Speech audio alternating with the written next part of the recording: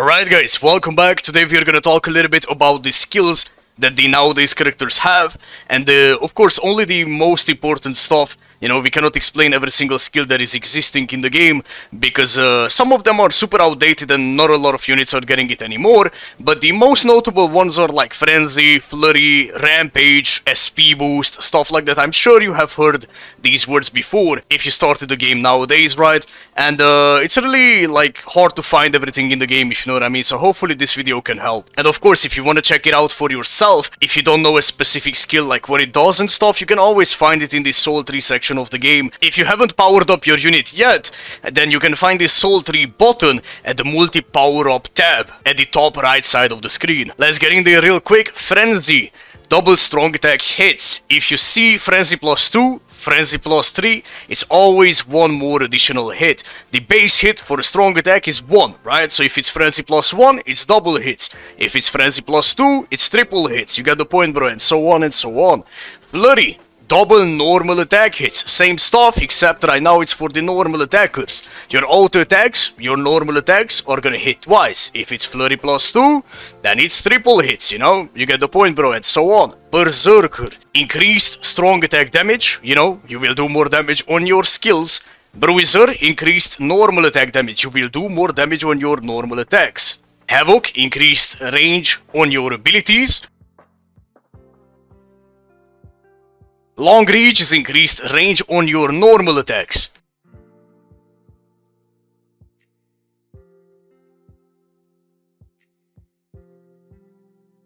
Guard break ignores the guard on the enemies. Here and there you will face enemies in the game that can put up their shield or sword or whatever depending on what the unit is, and they can guard against you to reduce the incoming damage, right? This skill will let you to ignore it.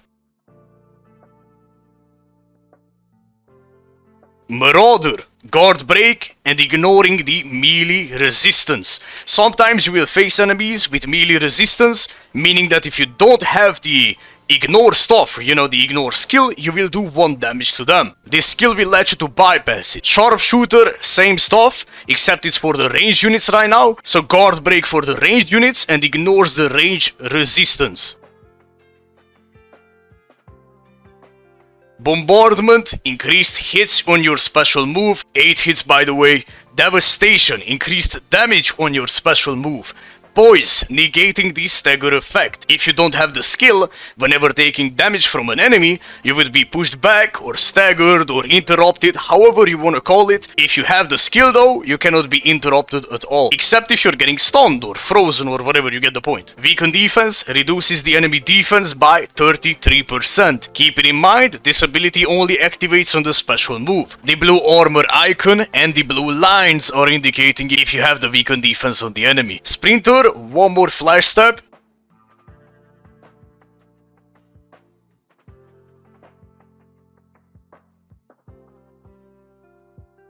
Long stride, increasing the flash step distance.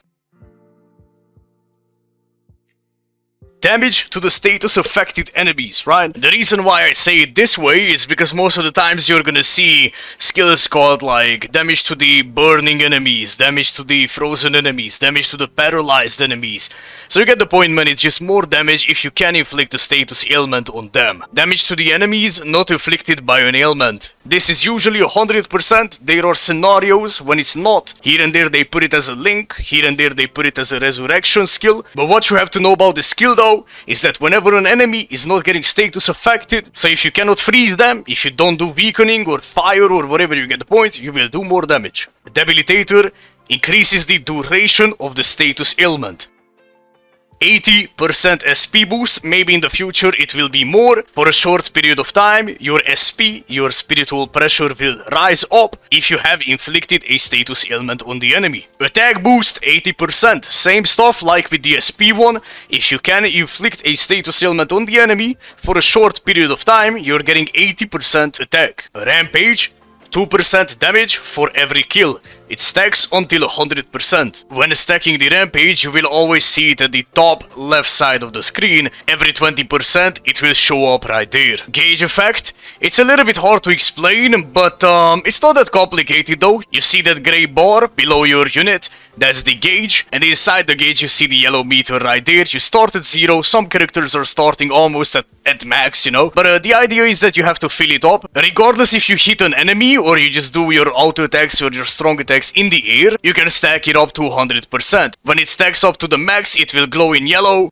And depending on your character, you can activate it by using a strong attack or a normal attack. When the gauge is up, sometimes you're getting heal, sometimes you're getting damage, sometimes you're getting recharge, depending on the unit again, because most of the times the gauge effect is different. But ideally, it's a super strong ability to have. Enhancer increases the duration of a boost, normally by 10 seconds, but this can change in the future. Booster, 44% attack, 44% defense, and 44% focus increase on your boost. Normally a boost skill would give you 33% on all of these effects. If you have the booster, it will be a little bit more. Diminisher, same stuff like Enhancer, it will increase the duration of a debuff attack. Multi-barrier, +2 barriers on your barrier skill. For yourself, it will be 5 barriers. For your teammates, it will be 3. Last Ditch, this can be different depending on like how much value do you have,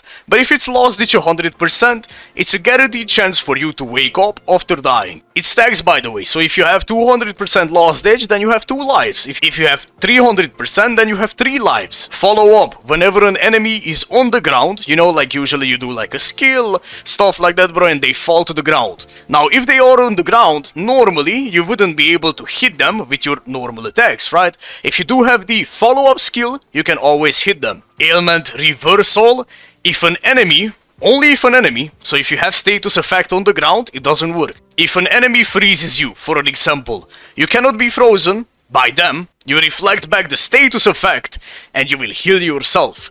Now again, this ability doesn't work if you're getting status affected, let's just say against like a tower in Senkaimon or whatever, you know. Team party recharge 20% between the quest maps. You and your team will get 20% cooldown reduction on your existing cooldowns. It's always limited to a specific attribute, but it's super useful, you know, you just like do your skills and stuff, you load it to the next map, and almost all of your abilities came back already. Pierce Iron Skin.